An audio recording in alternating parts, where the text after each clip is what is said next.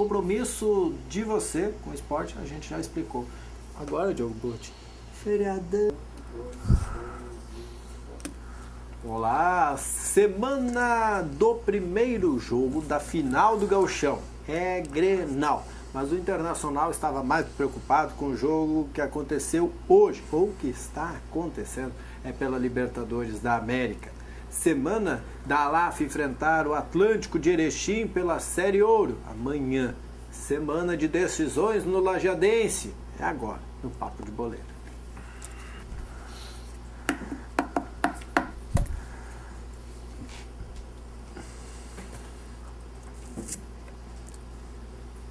Diogo Botti tem uma musiquinha, né? Não Essas canta, engraçadinhas. Né? Não, vou falar lá.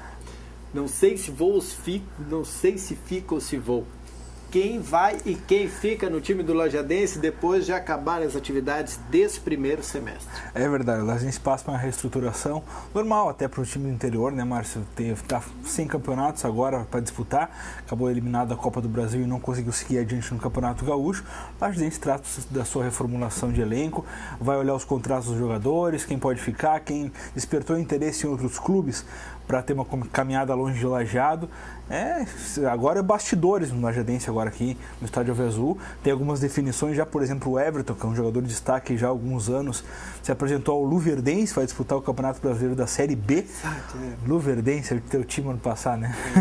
Então vai ter o Everton esse ano agora na defesa. Já né? tem outro, Ricardo Maria também. Ricardo Maria também está por lá. Então é um reforço bem contingente, dá para ter uma noção assim do que o Everton fez da participação dele no Lajadense.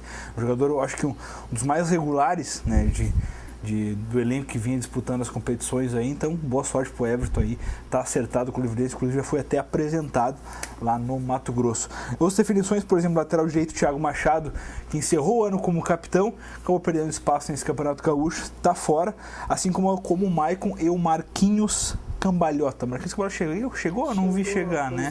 Chegou também, ninguém sabe. Cambalhota e... Não foi, né? Outras definições também, o Luiz Miller já está acertado por empréstimo com o Pelotas, mas tem uma cláusula de contratual que ele deve retornar para defender o Lajadense na Série D do Campeonato Brasileiro, então a gente não tem essa dificuldade aí de goleiro, de estar procurando novamente o goleiro. O Luiz Miller deve retornar. O Gustavo Hermel, que pertence ao Juventude, deve retornar ao Juventude, né? E o Michel, que também acabou o ano em alto, ano passado, fazia dupla com o Gilmar, deve ser emprestado para o Tupi de Criciúmal. Algumas definições devem ocorrer na próxima semana. O ex-presidente Nilson Giovanella, que deve ser o novo presidente depois da saída do Mário, aí já participa dessas reuniões de transição para ver o que pode ser feito, para ver o que são de grupo para segundo semestre do ano, para disputa Série D. Então a gente trabalha bastidores aí mesmo para a sequência do ano. E o certo é que deve ter um time competitivo, porque a Série D é prioridade a partir de agora. Com certeza. É o que o Lajadense tem para o segundo semestre. Também deve ter as copinhas, aquelas. Tem as copas regionais, exato, mas não dá para dizer, fala-se muito em questão de buscar, porque não uma vaga na Série C, e tendo isso tem que montar um elenco forte, porque a gente sabe que é bem complicado, né? E a Série D nacional é uma forma de valorizar aí o patrocinador também, que sabe atrair outros mais fortes. Exatamente, do que os atuais, exatamente. Né? Até fases finais aí tem até televisão, né? Beleza. Então, Lajadense, amanhã tá de aniversário, né, Diogo? Exatamente, 104 anos, diz a Helena Bazeg na sua matéria que vai ao ar. O ar não, vai escrito no Jornal Informativo do Vale amanhã. Bom, isso é o que está acontecendo lá no Floresta, lá no estádio Alviazul. Aqui uma curiosidade, agora lendo aqui, ó, a gente está entre os 25 clubes mais antigos do futebol brasileiro. Tu não sabia dessa, né? Não, nem eu. Justo, informação. Vai, Helena Bazeg. Vai, Helena Bazeg. É cultura, isso aí. De vez em quando ela está aqui com a gente socorrendo. Mas isso é o que está acontecendo lá no estádio, no estádio Alviazul, lá no Floresta, bairro Floresta. Lá no Universitário, Diogo Botti, tem o Complexo Esportivo da Univates, que cedia os jogos da ALAF. A ALAF que na segunda-feira jogou contra a CBF e perdeu. Teve sua primeira derrota na Liga Nacional, o jogo confronto complicado, né? A CBF entrou em quadra, apesar de ser apenas a segunda rodada, né? Com melhor campanha, segundo jogo no caso, terceiro para a CBF já, né? Entrou com uma melhor campanha, acabou confirmando a vitória por 2-0 no time da ALAF. A ALAF teve muitas chances de sair com um resultado melhor lá de Carlos Barbosa, mas valeu a soberania do time grande parte dos jogadores que fazem parte da seleção brasileira já fizeram, essa reformulação que a CBF está passando, mas tem vindo gente boa e acabou sobrando em quadra, fez os 2-0 com certa folga, assim, sem tomar muito susto, ainda que a LAF tenha pressionado e tal, mas deu para ver o controle do time de Carlos Barbosa nessa partida. Mas já apagando isso aí, a LAF volta a se concentrar no estadual. Amanhã, quinta-feira, 20 horas, Complexo Esportivo da Univates. A LAF vem para uma sequência de 3 jogos importantes em casa. O primeiro é amanhã, diante do Atlântico, também outro adversário fortíssimo, também concorrente aí de Liga Nacional. A LAF encara o time de Erechim aqui, jogo complicado que depende de um público maior aí esperando para o time da LAF. Aí no sábado volta a se concentrar na Liga Nacional, enfrenta o São Paulo, um confronto bem complicado. E na segunda-feira o jogo mais esperado do ano, porque não da LAF aí, contra o Brasil Quirim de Sorocaba, o time do craque Falcão. Começou a falar o Falcão, ele teve com o Falcão ali, moral, né? Moral. Já veja o nosso piso aqui, dá pra bater um bolinho, não. É verdade. Então o torcedor da LAF já se programe. Nesses jogos da Liga Nacional, os dois contra o São Paulo e o Brasil Quirim, tem uma promoção de ingresso. Tu compra o ingresso antecipado por R$30 nos pontos de vendas aí e pode assistir os 2 jogos tranquilamente aí. Um ingresso, 2 jogos. É isso aí, vale para os 2. Você acompanha, vai ser no Complexo Esportivo da Univates, é para lotar. São 2 jogos, aliás, 3. O Atlântico de Erechim. São 3 jogos de grande nível, né? São sempre jogando. Exatamente, o Atlântico é o campeão gaúcho, né? É isso aí. Para amenizar o dano da derrota de segunda, derrota é derrota, né? Não adianta chorar e achar desculpa. Mas enfim, para amenizar o dano, a CBF tinha tocado 6 na Assoeva, em Assoeva. Em Assoeva, Venâncio Soares. Em Assoeva, a LAF empatou, então tá de boa. Exatamente, o time da CBF vinha numa ascensão grande, a gente não sabe realmente o que passou nesse jogo, né? Porque tem aquela questão, tá tomando 2, bota goleirinho, toma mais 4, né? Então aquela coisa assim. Esse goleiro linha é uma complicado. Coisa, inventaram, eu acho que para ajudar o adversário, eu acho que é uma regra. Mas realmente, a gente não sabe como é que se passou, mas o certo é que o placar tá ali, tá assinalado ali 6-0 na súmula, né? Então a CBF passou por cima da Assoeva e não tão por cima assim da LAF, né? Ela foi o osso duro de rua lá, mas o Carlos Barbosa segue franco aí na liderança da competição. Eu vou te falar em 6, parece que placar elástico é coisa de alemão mesmo, né? Que coisa, né? Não, se fizesse o 7-1 ia ser piada, né? Não, fez na Colônia e fez quem colonizou. O Bayern fez 6-1 na Liga dos Campeões.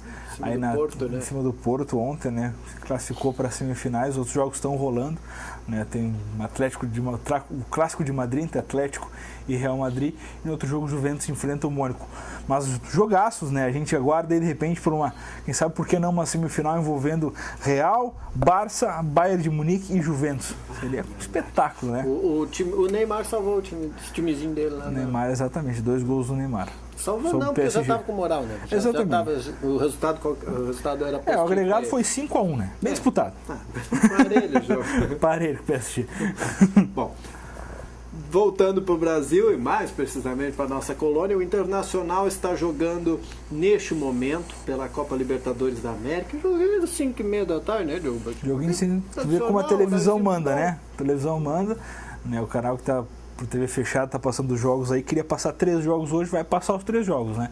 3 jogos de brasileiro, agora às 7h30 tem o Atlético Mineiro e às 22 horas tem o Clássico Paulista aí pela Libertadores.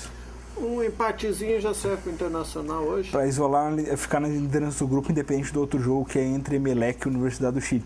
Mas o Inter deve confirmar a vitória, né? A gente espera aí que esteja ganhando para, quem sabe, terminar a primeira rodada, a primeira fase na 3ª ou 4ª melhor campanha.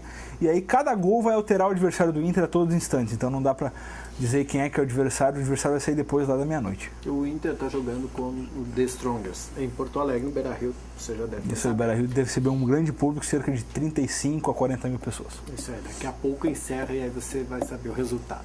Bom, mas o Internacional e Grêmio já pensam no fim de semana.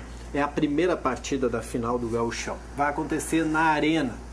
E o que pode se esperar desta final, Diogo? Exatamente. Vai depender muito da questão da Libertadores, mas falando do lado de Inter, né? O Inter vai ter esse jogo de hoje e vai aguardar as datas das oitavas de final, que deve confirmar a classificação, para daí vir que forma vai trabalhar o Grenal. Né? Se as datas das oitavas forem depois das finais do Gauchão, o Inter deve ir com força máxima nos 2 clássicos. Se tiver uma partida de oitavas no meio, entre um Grenal e outro, certo que o Inter deve poupar sim, e deve com esse time time 2, vamos dizer assim, que vem atuando aí, que tem Lisandro Lopes, que tem Valdívia, que tem Hever, um time nem pouco fraco. Mas o certo é que o Inter deve sim priorizar a Libertadores, em detrimento de alguns jogadores que não aguentam o jogo domingo e quarto. É o caso do Alessandro, como é o caso do Juan, jogadores de mais idade, que já não tem mais tanto preparo físico assim, para ter uma carga de ter um jogo tão intenso quanto o Clássico exige.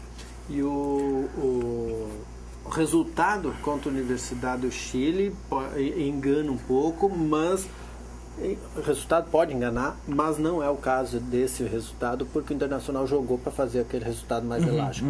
Eu acredito numa repetição daquele Inter da Universidade, ou aquilo ali foi um caso atípico. Olha, não se repete, na verdade, a gente teve um jogo contra o Brasil de Pelotas no final de semana que definiu o Inter como finalista.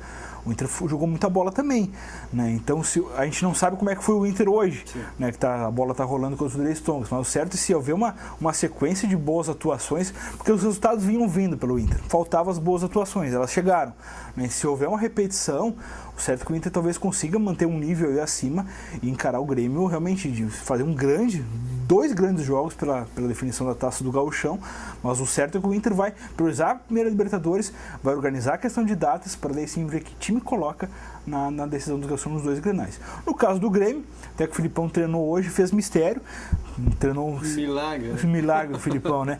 Fez um trabalho tático, indicou um time com 14 jogadores, né? Vai fazer que nem aquele Filipão, o Luxemburgo, aquela vez que entrou no Beira-Rio com 12 jogadores vestindo fardados, né? Então o Filipão teve essa expectativa aí, as dúvidas são poucas, na verdade, questão do Brian Rodrigues que não vem agradando no ataque, o Filipão aguarda pela recuperação do Yuri Mamute, que é uma recuperação mais lenta, a gente sabe que a lesão dele foi um pouco mais grave, mas certo, são uma semana Grenal, lá no Lar da Arena deve ter mistério e a definição deve ficar mesmo pro dia do jogo. E o Grêmio deve ter também pela primeira vez na Arena a torcida mista. Sim, torcida mista. Até hoje de tarde, 30% dos ingressos já haviam sido vendidos, né? O Grêmio destinou 3.500 lugares para a torcida do Inter, mais a torcida mista.